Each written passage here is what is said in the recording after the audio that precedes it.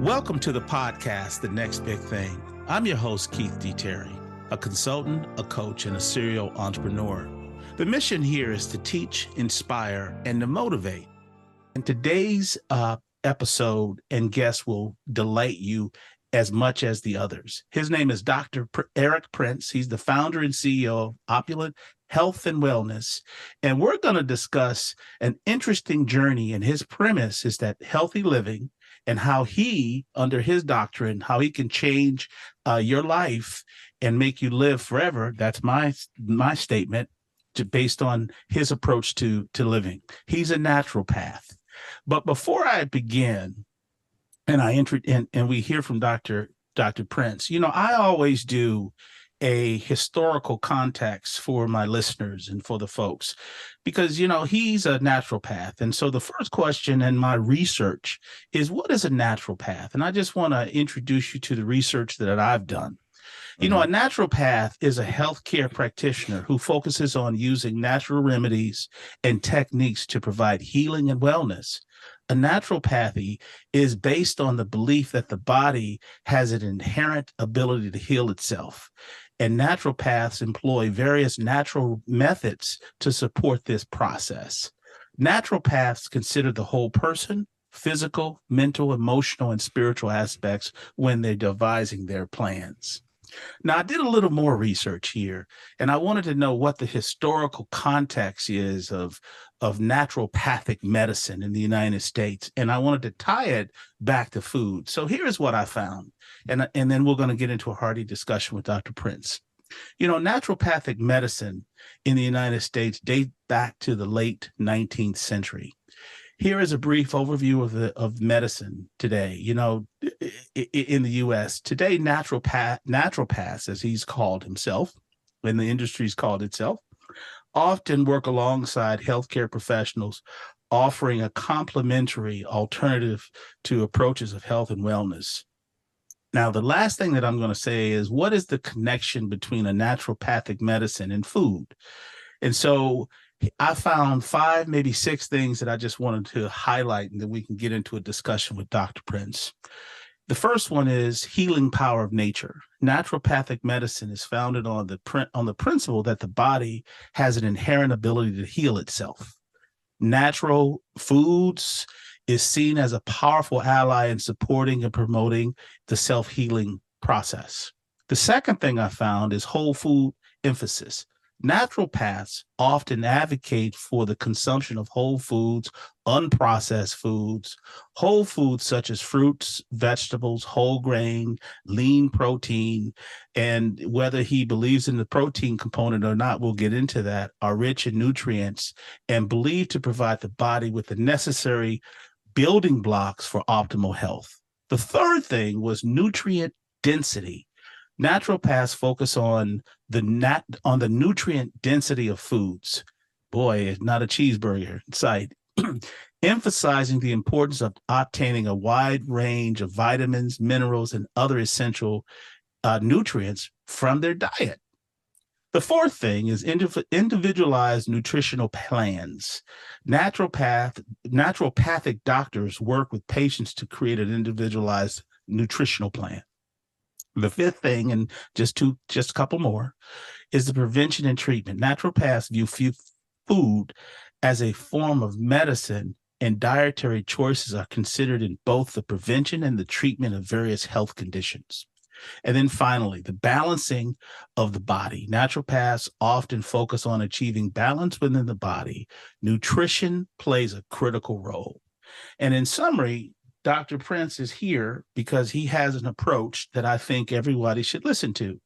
There's so many folks suffering from cancer, high blood pressure, diabetes, you name it.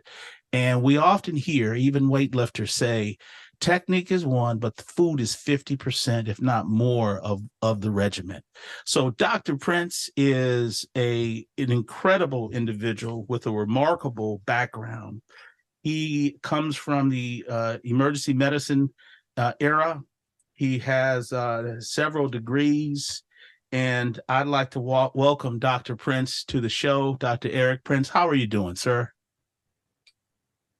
Your mic is on. I can't hear you. There we go. Sorry Yes, there about you that. go. How you doing, Dr. I Prince? mean, I'm doing pretty good. Thank you, Keith, for inviting me on the show. And that description that you gave was pretty much on point. And I Thank think you. that a lot of people, unfortunately, are not familiar with the naturopath because we've been pretty much conditioned to the medical doctor. So when a naturopath comes on the scene and we don't know much about them, we kind of look at them as like secondhand or second class. And unfortunately, he's been made the exception instead of the rule. At some point, we were the rule instead of the exception. Well said. Because when I was introduced to you through a good friend and a frat brother, and you were approaching him, I said, this is interesting. So let's talk about it. But before we get into the whole nature of it, you have an interesting background. So tell the listening public, who is Eric Prince? And you just didn't show up one day, you know? Right. Well, that's a good question. I always kind of freeze when people ask me that because it took me a while to actually really figure out who I am. All through life, we are conditioned based upon our upbringing, based upon our environment, our surroundings, based upon the people that are around us. So when we're born into this world, by default, we are the product of our upbringing. And what I mean by that is that through the power of our subconscious mind, from ages 1 to 7, we're in download mode. So that means that they call it theta wave download mode. A lot of people who are into meditation know what theta wave is. It's that meditative state. Mm-hmm. So when we're younger, we're in that meditative state. That's why kids are able to learn so fast and so much because they're just downloading. There's no filter on it. They're just taking stuff in. Well, the problem with this is that, like myself, I grew up in the projects, Cabrini Green housing projects.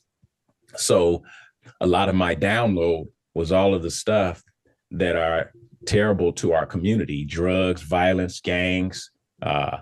These are the things that I grew up around. So these are the things that made me who I am. By the grace of God, I was able to leave the Cabrini Green housing projects back in 1979. And that was unfortunate because that was the passing of my grandmother. And believe it or not, she died from a heart attack. It was on Thanksgiving. Yeah, sorry. And so if I want to start with my story, I really don't remember a whole bunch before that because it was from that moment that everything started changing in my life. It was from that moment where I had the intention to want to be of assistance to my family at any point in time, because when she passed, we had left the Cabrini Green housing projects to go with my mom, because my mom didn't live in the projects, but my grandmother did. But my mother wasn't on her feet. So she was getting on her feet. And you know how it is. They leave the kids with the grandparents. Well, when she came to get us on Thanksgiving, my grandmother went down to my cousin's house. And then by the time we got back to the South Side, we had gotten a phone call that she had a heart attack. Gotcha. So my thing was, who was there in order to assist her or to help sustain her until she got to the hospital? And now, how old were you during this time? Because what I'm seeing and hearing is that you're living a life of great intentionality, and being intentional is a powerful place to be. Exactly. I was 10 years young. Wow. 10 years young, because I was born in 1979. So 1969. So this was 79. So it was about 10 years. Don't try to sneak in 10 years now. So I was 10. And at that point, I had pretty much adapted the life that I was living. And I thought it was normal. I didn't see anything wrong with it. But as I was watching my grandmother make that Thanksgiving dinner, I noticed she was clenching her chest, but I didn't understand anything that was going on. So when she died, it had to kind of be explained to me what actually happened to us. Kids, we don't really know what's going on. We don't know. We don't see the medication. We don't see the surgeries. We don't see the hospital visits. We just see our grandparents with who we love. So that's what started me off, because if somebody in my family would have known at least maybe CPR, there was a good chance my mother could have lived a little bit longer. Well, that's a heck of a story. I love that. And so the connection between where you are there and where you are now as a naturopath, how did that journey happen?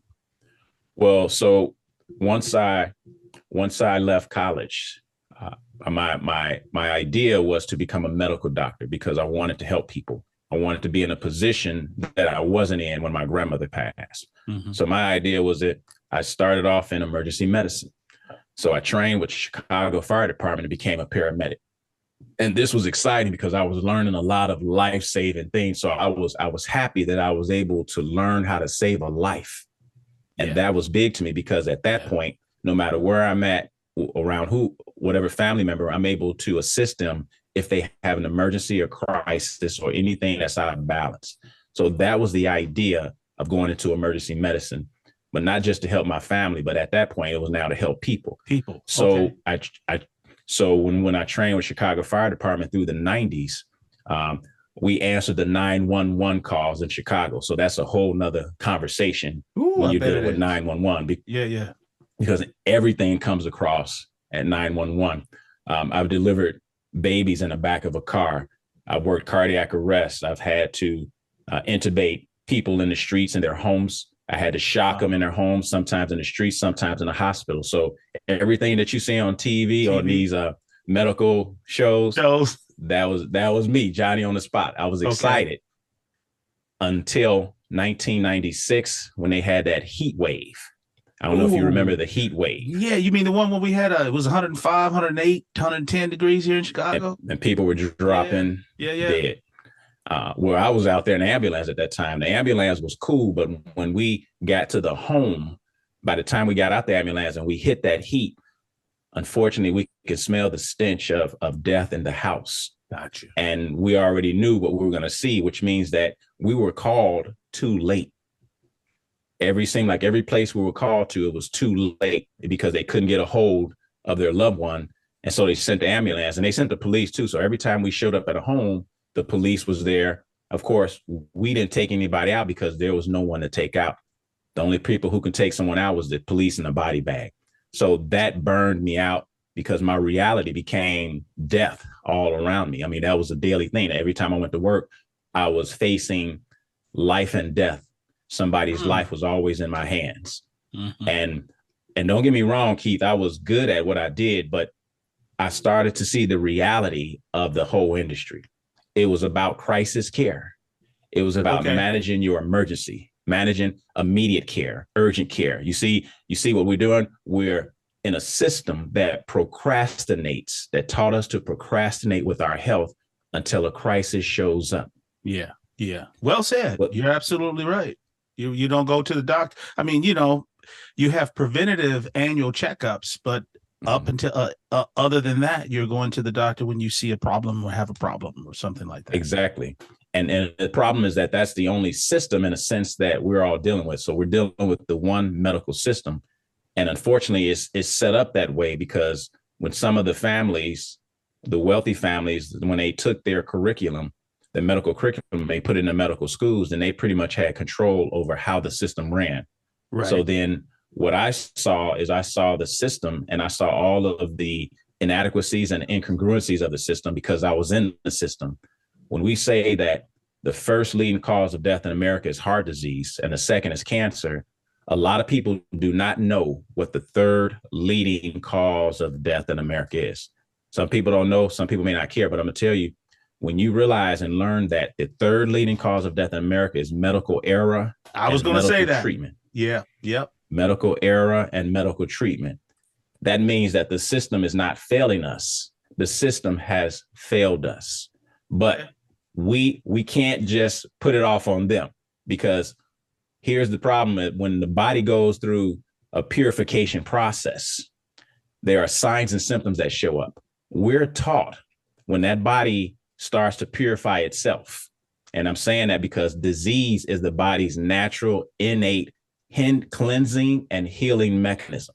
Disease is the body's innate, natural healing and cleansing mechanism. Wow. So that means that the body. That's a huge statement you just said. You said disease is the innate healer. Exactly. Wow. In other words, we don't give the body enough credit. The human body is very intelligent because it was designed by an all-powerful being. Yeah. Right. And to know God is to know your body, because God put everything in the body that we need, that we will need, or that we would ever need if possible. And so the body heals itself. It's a self-regulating organism. So anytime something happens in the body, it already knows how to correct its own issue. And so that means that everything that we've been taught to look at upon as, in a sense, derogatory or negative towards us, believe it or not, is actually the opposite. It's positive towards us. I can start with one example. There's many. I'm gonna start with one and work through it. So because you do know, let me just stop you for a second. You do know this is counter to what a lot of us are used to and of what we've been hearing, that, stay away from disease. And I don't think you're telling us to run towards disease, right. But you're saying when it does come up, that there is that the body is smart enough to deal with it if you're properly sleeping and doing all the things you need to do to support it. So, am I incorrect in that? No, you're absolutely right. That's the general sense. One of the examples would be when we get a fever. All through COVID, we had to, if we go into a place, what do we have to do? We had to test our temperature. If our temperature was high, that was an indication that there was an infection somewhere. But what it means is that when your temperature is high, that means that your body has cut on the thermoregulator in order to raise the temperature in order to destroy the virus. Viruses can't exist under hot temperatures. So therefore, when the body raises the temperature, it's to attack any pathogen or virus in the body that may be causing any type of invasion or any type of infection. Okay. So I love this, Doc. So you know what I'm going to ask. Now, these are your beliefs, and I can see the passion in your face. I can hear it in your voice. Now, I come from you may not know this, and a lot of people don't. My undergrad degree is in bacteriology. So I do come from a healthcare background. Let's talk about the evidence now. This is your belief, and I am going to assume that at what point did you put your theory into practice out in the world from a business perspective? Well, from a business perspective, back in 2010, I actually started off with a young lady who was a pharmaceutical rep. Name was Tammy Matthews. She was one of my first mentees. Okay. Tammy just got a shout out. I just mentored Tammy. She was a pharmaceutical rep, and I mentored her from the world of pharmaceutical drugs to the world of naturopathy. Okay. So she was one of the first people out there, and we went to school at University of Illinois. So Tammy, when she kind of started this journey, she was, high 2s into the 3s. So she was overweight, obese. Gotcha. And so I started working with her, and she started losing the weight, and she started her company. And then a year later, I started mine. So we were working together, and I assisted her in becoming a holistic practitioner, stepping away from the pharmaceutical drugs and medication. And from there, we began to grow my business called Optimum Health and Wellness. That was my first company, Optimum Health and Wellness. I always stay with Optimum and Opulent. And from there, it took off. It took off because there was a need for the service that we were providing. Got you. So detoxification is become a mainstream thing, but back then we weren't really doing it much. So when we came out with a program called Age Reversal Detoxification, which is the foundation of who I am, what I discovered is that you can slow down the aging process. Then I learned you can stop it. But who wants to stop aging at 70? But then I discovered you can reverse. Well, think about this. Here's the third option. Okay. I discovered you can reverse your biological age. Oh, come on now, Doc. We're gonna have to peel back the onion on this now. That's a huge statement. So you telling me now, is it some special medicine that I'm taking? What so that's a big statement. Let's get into it. How can that happen? So when I coined the term age reversal, what I was doing is I was studying the ability of the body to regenerate. And what I started learning is that there are certain parts of the body, certain organs in the body that regenerate every so many months, every so many years.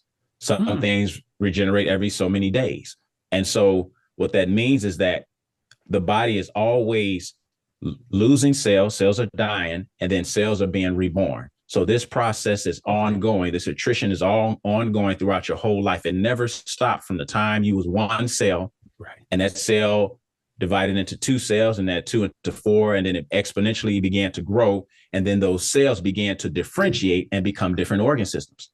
So that's the life force that started the differentiation of the cells moving into different organ systems. And that's the power that we want to tap back into, because that has been ongoing all the way up until now. As long as you're breathing, your cells are dividing every second. And it turns out that division gives off an electromagnetic frequency.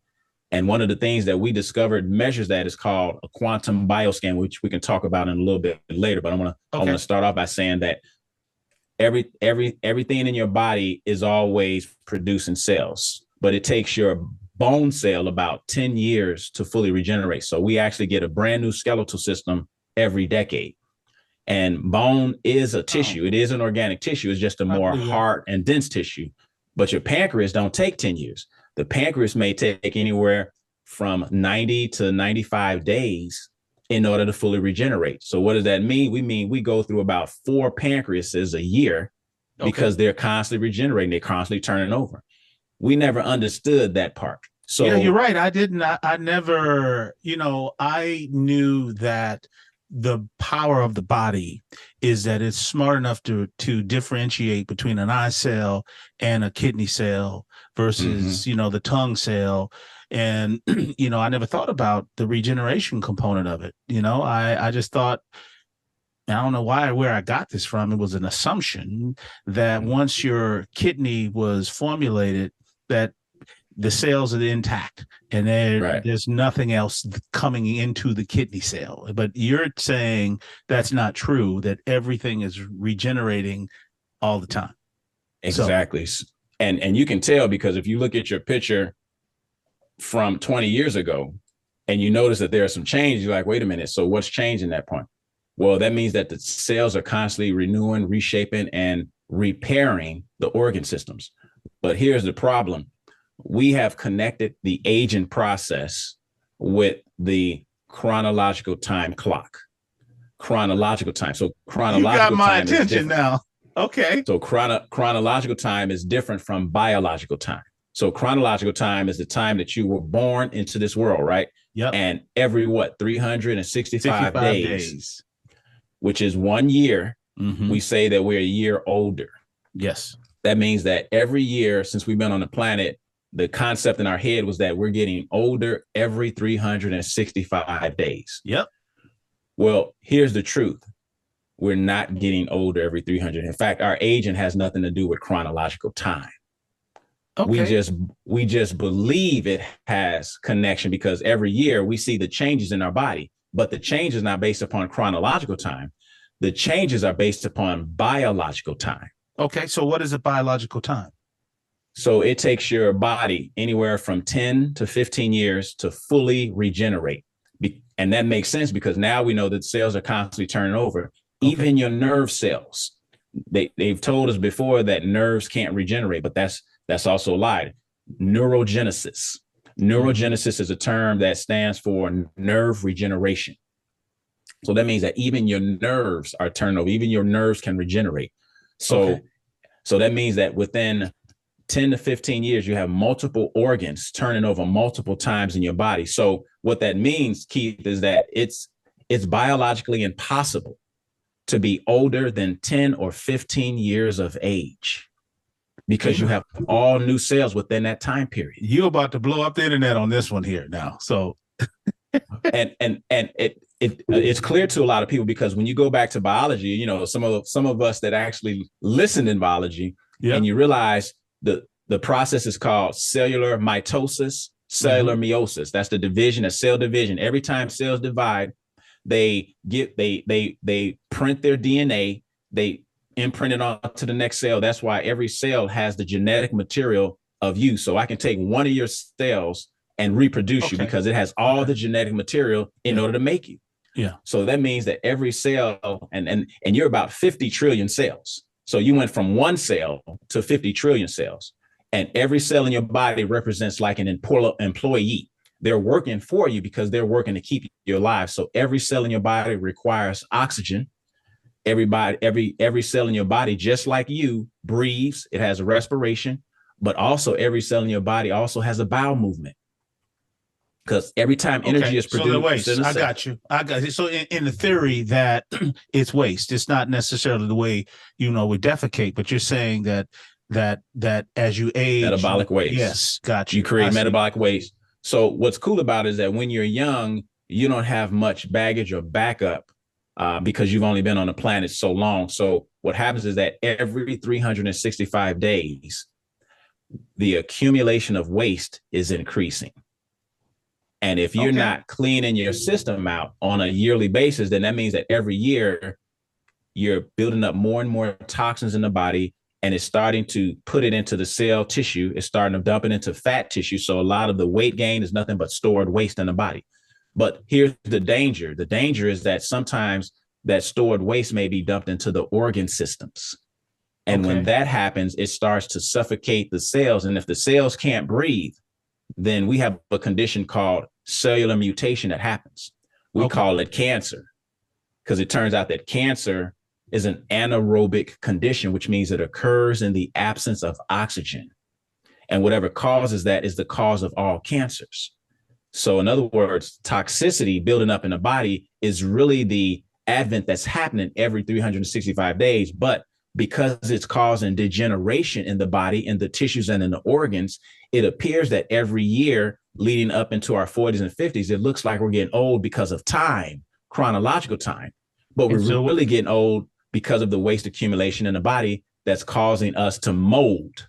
So we don't get old, we mold. And so the connection is what's causing the toxicity, the way we eat, the way we live. So let's peel that back a little bit. Now we can step out of the body and start to really understand how everything that we've done, our upbringing, how we're conditioned, our personality, the people that we're around, has created a particular lifestyle that perpetuates the accumulation of toxic waste inside the body. And so it's the beef, Keith, it's the pork, it's the chicken, the lamb, the turkey, it's all of the terrestrial animals. Please tell me, so you're saying I can't have a hamburger, I can't have chicken, that meat is a culprit. And let me say this, Keith, I'm not saying that you can't have it, because God gives us free will. But what I have done is I expose the truth to people, because if we don't know the truth, then we're in the dark. At least if you know the truth and you can make a better decision based upon your health, knowing the truth. But we never knew that animal protein was never conducive for human consumption. And let me explain, because people need to understand this. Please do. Because on this, let me just stop you for a second. Now, I want to push back just a tad. Now, I know that there are so many studies that have done on protein intake, and you have a lot of people who are vegans or vegetarians that may push back or hate the way we treat animals. We shouldn't eat beef. We shouldn't eat chicken. We shouldn't eat fish. And so I'll be honest with you. I like what I'm hearing, but I'm a meat eater.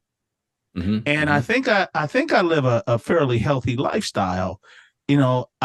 I can agree with you on the beef, but I hear people say I'm a pescatarian. I eat fish. I should eat shrimp. And so I just want to make sure I'm clear. You're saying all animal protein, and you consider fish to be an animal protein.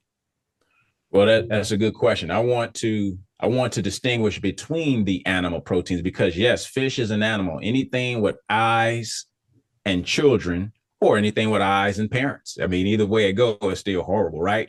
I say that sometimes just to make people cringe. Yeah, you got me cringing. Okay. So here's the difference. Okay. The human body temperature is what? 98.6 degrees. We know that. A lot of us know that. We should know that after the pandemic, because you couldn't go in a building and not know your temperature. If you never knew your temperature before, you learned it during the pandemic. But 98.6 degrees, if it was over 98.6 degrees, you weren't going to be let into that building because your temperature was too high. That means that you are dealing with an infection. And so the body raises it because if a virus is present, and a lot of times if we have a temperature, it's because there was a potential for the coronavirus to be present. So they were checking your temperature to see if your body was fighting the virus. Okay, so that's one thing. So that means that if your temperature is high and you're fighting the virus, but then 98.6 degrees, let's look at the temperature of a fish. The temperature of a fish is anywhere between 40 to 60 degrees. Now, that's below the human body temperature. What that means is that we have the capacity, we have enough heat to break down their proteins, their oils, and their fats, which fish don't have a whole lot of fat, but they have a little fat. But we can break it down because our temperature is sufficient for breaking down the proteins of a fish. But when you look at the terrestrial animals, if you look at the body temperature of a chicken, which everybody loves chicken, it's anywhere from 105 to 109. I didn't 105 know that. So the temperature of a chicken is 105 to 109. I didn't know that. That's their no, and I guess because they're creatures, terrestrial creatures outside, so obviously they're not in the house like we are, so we don't have fur, so of course they have to have higher body temperatures. But if you look at a cow, body temperature anywhere from 101 to 102. Same thing with a lot of the terrestrial animals; they have higher body temperatures.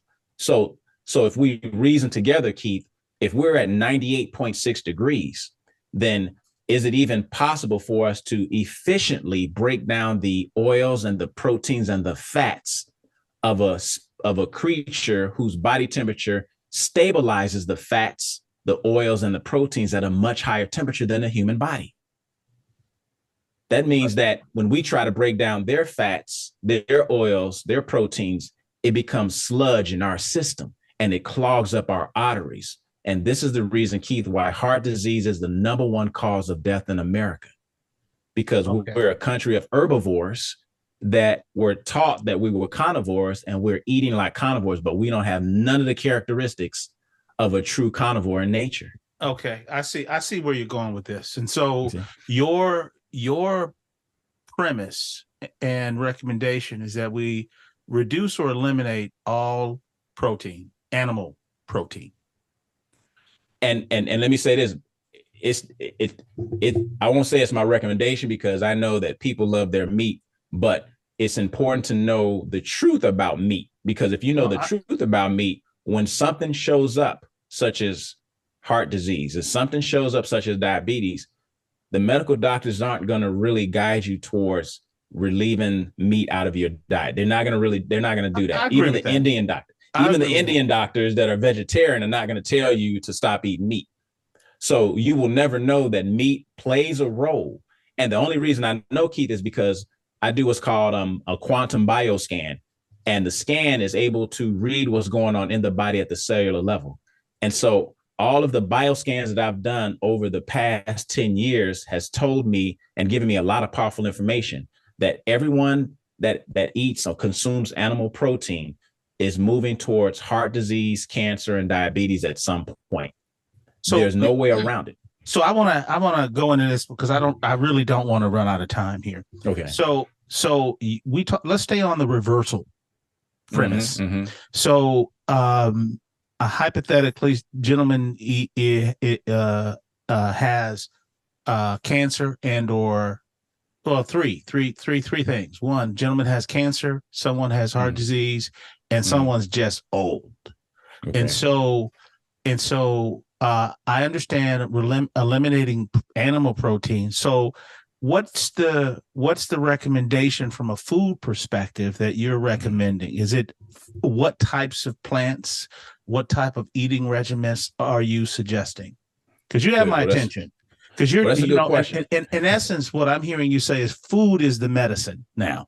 Food, right? Food should be our medicine. We should be eating to live instead of living to eat. Most of us were taught to live to eat. So we love food. We love that chicken. We love our beef. We love especially next week, man, with Thanksgiving coming up. Exactly. That's why this is an important topic, because it's the traditions that keeps us locked into the very substance that's causing degeneration in the human body. So And what's the hardest part I mean, you have my attention, right? And I'm hearing you say, I shouldn't just be a vegetarian, I should be a vegan. Is that what I'm hearing you say? it's a transition, and there is an evolutionary ladder, because what we have done is we've devolved from a place where we were. I want to take it to the scripture for a second, but I'm not going to make this a sermon. In the beginning of the Bible, when it talks about, the fruit of the trees yielding seed, he said, to you it shall be for meat. And it says, to the beast of the field, which were the animals, I give you every green herb, and to you it shall also be for meat.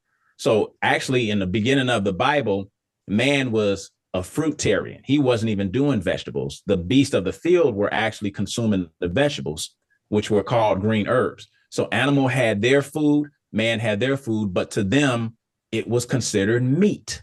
So our first meat was our fruits and our vegetables. But somehow later on down the line, after the Great Flood, when we started eating animals, you notice, Keith, and then a lot of people notice that after the Great Flood, when man started consuming animal protein, he was no longer living 600-700 years anymore. His lifespan shortened. And in an account, you don't hear about people living that long. In fact, our lifespan was reduced down to 120 years. Mm-hmm. That's why. But what that meant is that when we started consuming animal protein, our bodies became more acidic versus alkaline. I got you. And so let's get into the evidence here. So you're telling me, and if I put you on the spot, you're telling me that you have cases of individuals who presented with cancer, diabetes, or health condition, and you've been able to reverse that.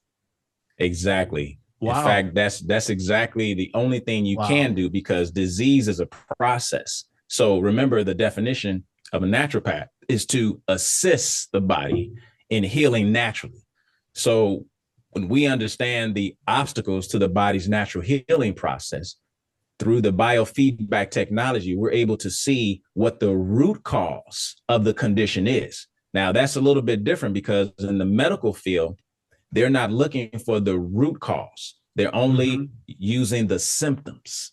So they're more symptomologists than anything else. So if I just treat your symptoms and I never address the root, then that means that the root cause is going to progress and get worse. Okay. While I'm treating the symptoms. Okay. And so I'm loving this. And so, let's talk about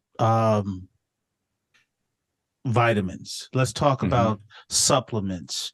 Are they good, or should they not be complementary? So I guess what I'm saying is, a whole lot of people take vitamins, but you might be suggesting whole foods, right? So I'm just trying to understand in the time that we have, it's about first, one thing that the scan shows us is where a person is deficient. So vitamins and minerals are two different categories. Your minerals represents some of the things like calcium, iron. Your vitamins represent things like vitamin A, vitamin B. So at some point, Keith, over time, we deplete our own vitamins and minerals. We don't usually know it because it takes a while before signs and symptoms show up from vitamin and mineral deficiency. But any vitamin and mineral deficiency will cause a weakening in your immune system. But think about the food that we eat. A lot of our food that we eat, that we grew up eating, is not nutrient rich. It's calorie rich, but it's not nutrient rich. The body needs nutrition. So every time we get hungry, we're actually craving nutrition, not calories. So give me an example of a nutrient-rich food. Give me an example of a nutrient-rich. A nutrient-rich food. Apple can be anything like any fruit and any vegetable is nutrient-rich. Now, when you talked about supplements, we can take supplements as well, but it depends also what form that supplement in. Sometimes they're in capsules, sometimes in pills, sometimes they're powder, sometimes they're liquid. This is what people are missing. It's not about the supplements that you're taking. That's not the problem. It's about if the supplements are being absorbed into your body. Because if they're not being absorbed, you have expensive stool, because they're just coming right in the stool. And you know why? Yeah. Because there are three things that causes mucus buildup in the body. And one of them is animal protein consumption. One of them is dairy. You know, that dairy creates a lot of mucus in the system. And the other one is, of course, cooked food, Keith. Cooked food creates mucus in the system. And you don't mean oil. You don't mean oil cooked food. You mean cooked food in general, whether it's right. All cooked food, because the human body came up on a live diet. Remember, we were always live. We weren't cooking our food until after the Great Flood, when we started eating animals, because we had to cook our food because we were now eating a new substance. So we had to kill off that bacteria because we would have been sick. I can only imagine how they made the transition from eating fruit, live food, to now eating animal protein. But somehow I know some people got sick in that transition. Well, I'm going to go back and do a little research on my family. My grandmother lived to be 113, and I really don't remember her eating a whole lot of meat. You know, my mother is one of them that would eat more vegetables. You know, she has two kids, me and my sister, and she'd put out bacon, and I would eat all the bacon and none of the other stuff. She'd cook the chicken, and I'd eat the chicken and none of the other stuff. And so this is a very interesting premise that you're talking about here. So, you know, how do people reach you? Because you've made some pretty bold claims and you've backed it up. And so, Dr. Prince, how do people reach you if they want to engage you further in your methodology of life? Well, I think probably the easiest way is to go to Facebook under Dr. Eric Prince, the Naturopath. You can find me there. And also my number is 773-851-8756. So if anyone wants to call, and the phone number is connected to the business as well, because there are certain things that people are dealing with right now that the medical industry cannot help them with. So what we're able to do is we're able to address that root cause, identify the issue, create the right process, which we call the age reversal process. And we're able to reverse the onset of cancer, onset of heart disease, the onset of diabetes. We're helping people to come off dialysis. We're even trying to get people out of hospice, because these are things that have an end game. It's like, that's the end of it. Hospice, dialysis, they don't have another choice. But when you give them the ability to reverse their condition, that means that we're taking them out of the medical arena and into a new arena called holistic healthcare. Well, this is the reason why, and I need to point this out real quick, Keith, is that this is the reason why at the age of 54 years young, I still run college track and field. I still compete at the college level, which means that my competitors are now 30 years younger than me. Yeah, don't go bragging, man, you know. Well, if I don't explain how I came up with age reversal and how I proved that age reversal actually exists, I proved it in my own life and in my own performance, because the fact that I can go back to college and compete with kids that are either from 18 to 23, but here I am 54, then what I'm showing them that chronological time has no more effect on me. When you stop aging past a certain amount of months and you start accessing your biological age. So now when I go and compete on the college circuit, my biology is the same as my competitors, even though I've been on the planet a little bit longer. Got you. You know, Doc, my before we close this out, my last question is this. I will give you that food makes a difference. And, some of the folks living in urban areas are in food deserts. You know, when we start thinking about whole foods versus organic foods versus, foods that are grown with fertilizer, are there differences with vegetables, whether they're grown organically or inorganically with pesticides or fertilizers? Do you have a position on that? Yeah. Well, there is basically a difference, because a lot of the conventional fruits and vegetables are grown with pesticides. And one thing we can identify through scanning is pesticide residue, which can come from our fruits and vegetables, but it can also come from our animals too, because they get sprayed just as much as our fruits and vegetables. Absolutely. So we're getting our pesticide all around, And then organic, of course, it should be less pesticide on it, if any at all. But the problem with a lot of organic is the cost of it versus the conventional. So people tend to want to go with the more cheaper version of the fruits and vegetables. But I would promote organic. But when a person does anything like a cleanse or a detox process, it don't need to have all organic, because when you're cleansing your body, you're also getting rid of the pesticide on the fruit that you're using to cleanse your body. You get it? I think I got it. And let me repeat back what I'm hearing as we get prepared to close this out. Reduce or eliminate all animal proteins and switch to vegetables. And when you're cleansing, because I really would like to peel back the onion on that, but we're running out of time, is that it's okay to go with fruits and vegetables of any type when you're detoxing. Only for people who don't have the resources to really go organic. But sometimes if people have the financial resources, then organic is always good. So I'm always going to promote organic. But the last point I want to really make was so important is because I'm working with a company named Akana, and I assisted them in creating a program called Plant-Based for Your Blood Type. Plant-based for your blood type. We may not be able to get deep into it now. Maybe we can come back for a part 2, but people need to know that your blood type chemistry plays a major role in how strong your immune system is or how weak it gets. And when I talk about plant-based for your blood type, I'm also taking into account that man was not created to eat other animals, but yet he was a plant eater. And so when you're plant-based for your blood type and you learn what your blood type chemistry is, you can begin to control and preserve your immune system much better. Thanks for listening to The Next Big Thing. I'm your host, Keith D. Terry. If you've enjoyed this episode and you'd like to support this podcast, please share it with others. Post about it on social media or leave a rating and a review. To catch all the latest from me, you can follow me on my YouTube channel at Keith D. Terry. If you want to recommend a guest, please email me at info@terryperformancegroup.com.